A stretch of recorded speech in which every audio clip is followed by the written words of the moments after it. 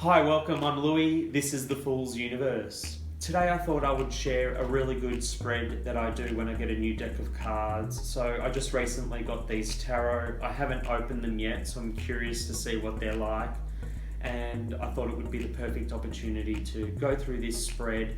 That way you can become familiar with your own deck of cards and establish the limitations, some of the strengths, and how your tarot can benefit you.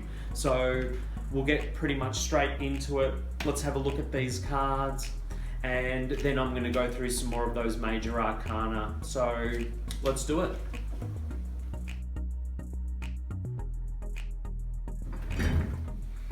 Today I wanted to show you a spread that I do when I get a new deck of cards. So I just recently got this deck of cards, and it's a way of becoming familiar with the cards that you've got and what purpose they can serve you. So I'm going to open them up to start off with. Okay, they're quite reflective actually.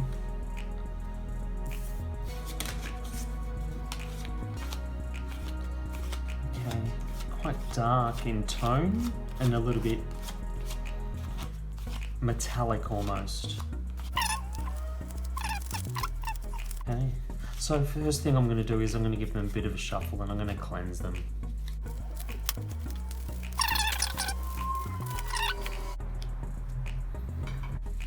I'm actually going to burn a little bit of a incense to help the cleansing process, and this is just a lavender incense stick.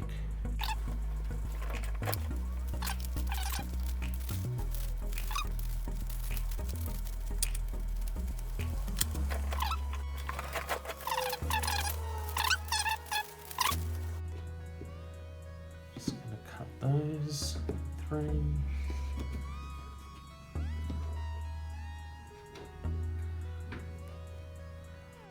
So the first card represents the characteristics. The second card is the strengths, limitations of the deck. The fourth card is the lessons. The fifth card is advice. And the sixth card is the outcome.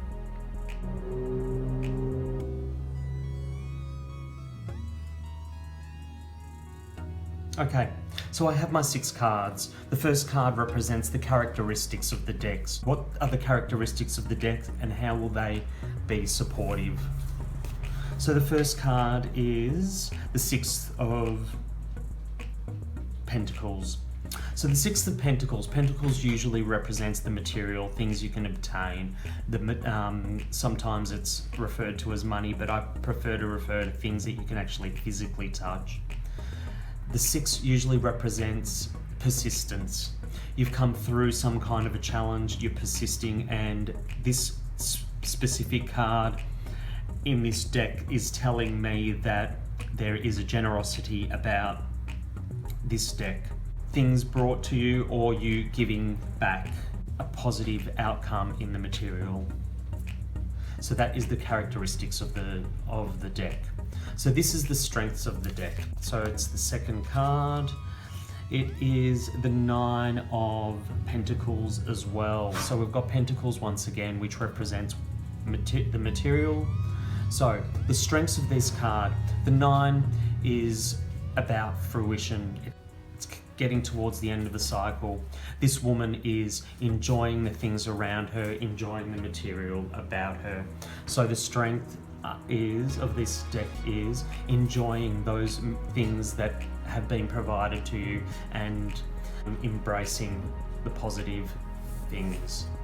So the limitations of the card is the third card, and we've got the 3 of discs. So once again we've got discs, so it is talking about the material. So the 3, there is some kind of doctrine related to this card. It almost looks like they're at a church, some kind of a ceremony, maybe even a wedding. 3 usually represents the idea of communication. So this communication, but enjoying the material things around you. So that's the limitation. There is a limitation in the amount of communication that this deck will bring. So the fourth card is the lessons that these cards will bring, and we have the Fool.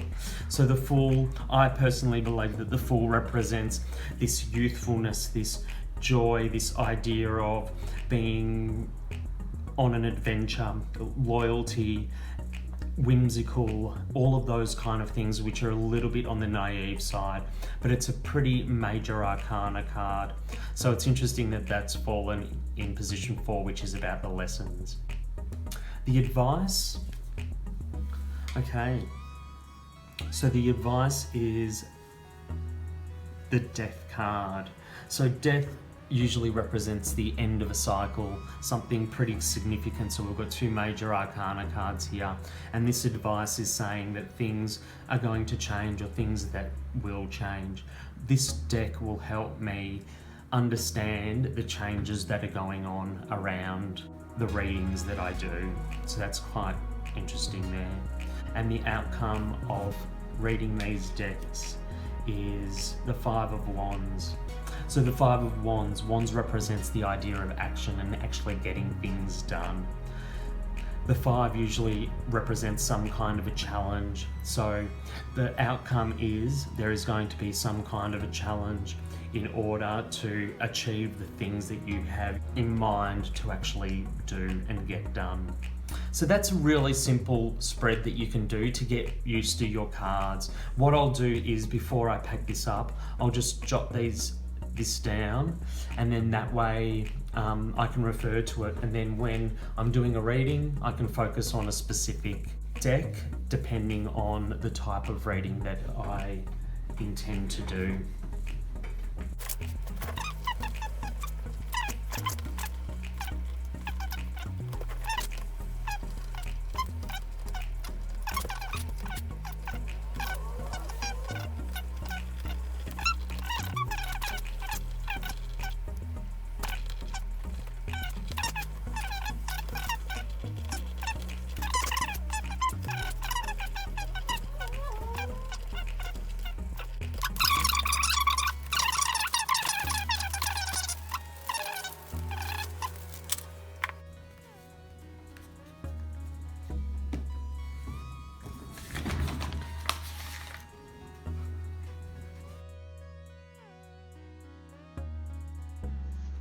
The major arcana.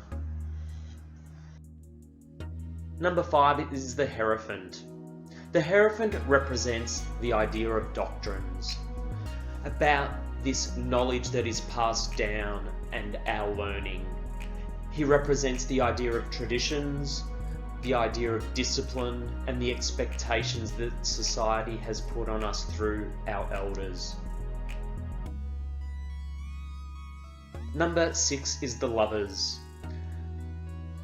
The lovers represent the idea of commitment and pure love. Usually the relationship and the union that is pure and fulfilling, and also symbolizes the idea of romance as well. Number 7 is the chariot. The chariot represents the idea of choices. He is diligent, rides his horses, and as he comes to the crossroads or a fork in the road, he needs to make a decision, and that decision will determine the outcome. He is a symbol of control and having the choices to be made to make the right decisions. Number 8 represents strength. She is courageous. She is self-aware. She is not powerful, but she is strong in the way that she knows herself. She represents the idea of responsibility, and she is tolerant and diligent. She stands with a lion at her feet that is calm but also powerful.